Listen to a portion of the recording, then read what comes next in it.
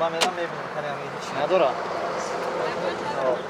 قیوز میبینیم ده شکسته برگفتن میبینیم چی کل است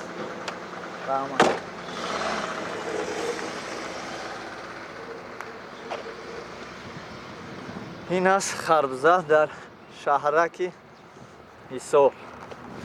کلی برادران کانال سامبای تیوی یکترینبورگ و مخلصان یوتیوب برادران تاجیک این نوار رو من برای شما پیشکش میکنم و با پورگی شما رو نشون میدم که خربزه ناحیه حصار پخته است یا نه.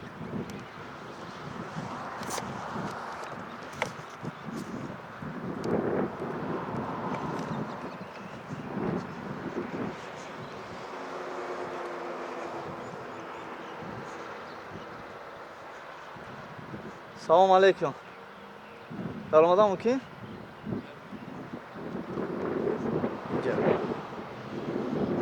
سلام علیکم. من سیاحتچی از کانال سامبای تیوی یکترینبورگ میخواستم یک خمی خربزه رو با نوار گیرم و پیشکش مردم کنم. جناب علی چی فرموده است مثال سال توریسم است سیر سیاحت برای سیاحتگرانی که تاجیکستان میآیند از خارج میخوام که پیشنهاد کنم. ولی براشکا اما بود نیست. 30% اما بود ولی ریمون رفت شده. ریمون رفته است. نه چی دیگه وای نداره. شما اطرافش هم بگیم اطرافش نذار کوفه. درونش نه چی ریمون رفته است. خیلی نمیشه بگی کارش شده. اطراف شو طرفش چی؟ نه خیلی نمیشه بگی جلوی ریمون رفت. ویش کردم شده. ولی ریمون رفت. تایور شوا بیول بوی ریمون ما در خدمت هستیم. این چی میشه باشه این؟ اینجا چایخانه خربزه. چایخانه خربزه. حاضر نیست یگم نامو چیز فروختن نداشته یگم سلامت باشه. ریمون رفته است یا؟ نه هم کسان نمیمونه اجازت نیست. سلام ما گپ شما را فهمیدم و اینجا تمام شد.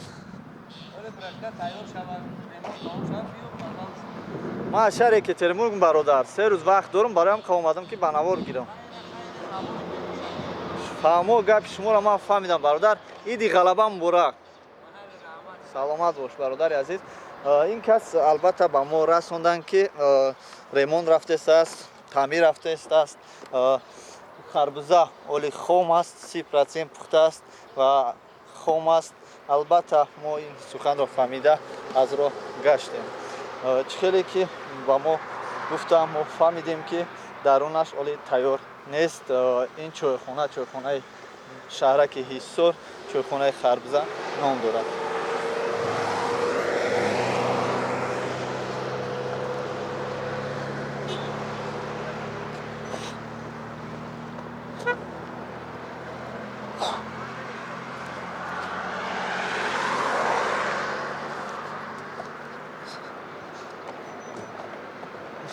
این است اطراف خربزه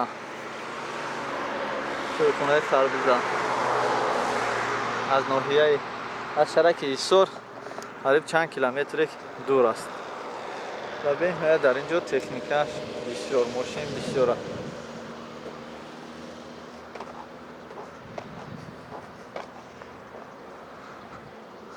چخیلی گفتیم خربزه ولی تعمیر نشده است به پورگی و با کار آماده نیست.